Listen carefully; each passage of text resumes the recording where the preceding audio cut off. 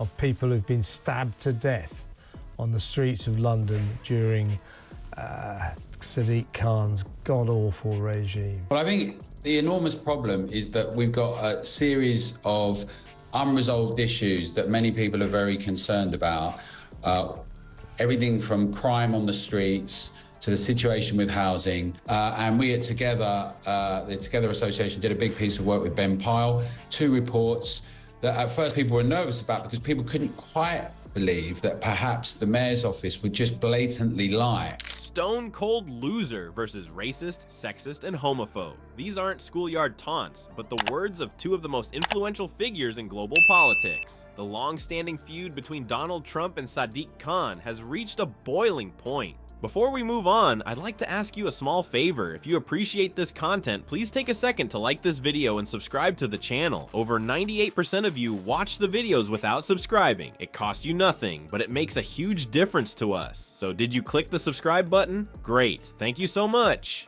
Now back to the video, but beneath the personal attacks lies a deeper conflict that's dividing nations and challenging the very foundations of modern democracy. As the war of words escalates, we're left wondering, what's really at stake in this high-stakes political showdown? The clash between Sadiq Khan and Donald Trump is a tale of 2 politicians from different worlds, thrust into an unexpected rivalry that would captivate global attention. Khan's ascent to become London's first Muslim mayor in 2016 coincided with Trump's controversial presidential campaign, setting the stage for a collision of ideologies that would reverberate across the Atlantic. It's a smack in the face for the people of London that little guy, Sadiq Khan, is going to get a knighthood. What's he done for this city? And worse and worse. It's not safe to walk the streets, particularly if you're a woman. Yeah, women are terrified to walk the streets of this city. There's a petition now to stop this guy getting a knighthood. It's over the 100,000 mark. Can we stop? Trump's proposal for a total and complete shutdown of Muslims entering the United States during his campaign was the spark that ignited this political powder keg. Khan, as a prominent Muslim politician, couldn't stay silent. He branded Trump's views on Islam as ignorant, arguing that they played into the hands of extremists. This criticism marked the beginning of a feud that would only intensify over time. Trump, never one to back down from a fight, fired back with his trademark bravado. He challenged Khan to an IQ test, a move that many saw as petty and beneath the office of the presidency. But Trump didn't stop there. He took to Twitter, his preferred platform for public discourse, to launch a series of attacks on Khan's leadership of London. The tension between the 2 leaders reached a boiling point in the aftermath of the 2017 London Bridge attack. In a classic case of taking words out of context, Trump twisted Khan's message to Londoners about increased police presence, tweeting, "At least 7 dead and 48 wounded in terror attack, and Mayor of London says there is no reason to be alarmed." This misrepresentation of Khan's words, at a time when London was still reeling from the attack, was seen by many as a new low in political discourse. Khan, for his part, didn't mince words in his response. He called for the cancellation of Trump's planned state visit to the UK, arguing that rolling out the red carpet for the US president would be un-British in light of his comments. This bold stance marked a significant departure from the usual diplomatic niceties between the UK and its closest ally.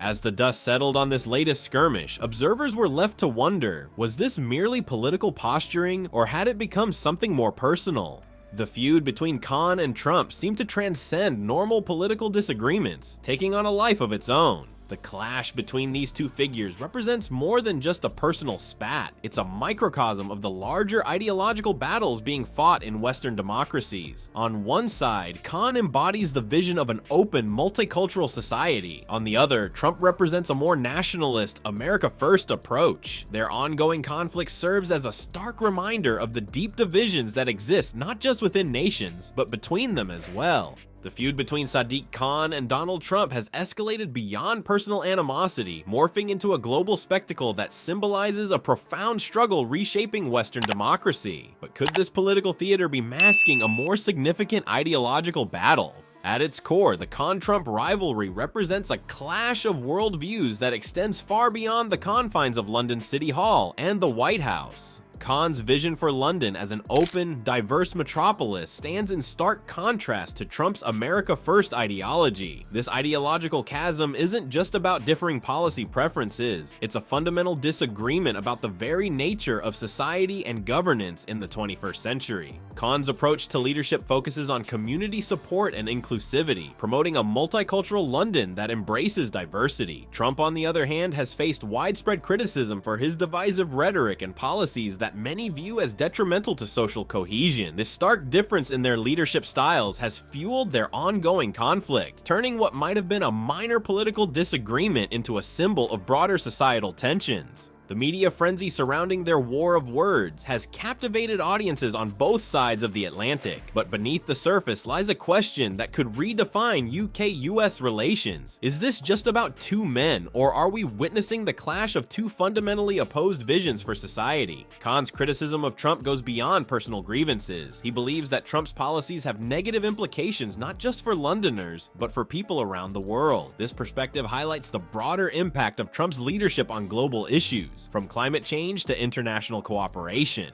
As the conflict escalates, it's not just Khan and Trump who find themselves in the spotlight. Labor leader Keir Starmer has faced a delicate balancing act, trying to maintain diplomatic relations while also addressing the concerns raised by Khan. Starmer has been seen forging connections with key Republicans, even as Khan remains vocally critical of Trump and his policies. This dilemma underscores the complex nature of international relations in an era of polarized politics. The feud between Khan and Trump has become a microcosm of the tensions between progressive urban centers and populist movements. It reflects a broader clash of worldviews that could have significant implications for future UK-US relations. As Khan expresses worries about a potential second Trump presidency, he's not alone in his concerns. According to Khan, many Republicans he's spoken to share similar apprehensions, indicating a broader unease about Trump's impact on international relations. The Khan-Trump feud has become a cautionary tale, highlighting how personal vendettas can eclipse crucial international cooperation. As Trump eyes a potential return to power, the future of UK-US relations hangs in the balance. Experts warn that if Trump reclaims the presidency, the UK might face an uphill battle in trade negotiations and maintaining cooperation on major issues. The personal grudges Trump holds against figures like Khan and Starmer could cast a long shadow over diplomatic efforts. This predicament presents a thorny challenge for leaders: how to balance principled stands with diplomatic necessities in an increasingly polarized world. Khan's outspoken criticism of Trump, while resonating with many, could potentially complicate future interactions. On the other hand, Starmer's more measured approach, attempting to forge connections with key Republicans, might prove more pragmatic in the long run, but at what cost to moral integrity?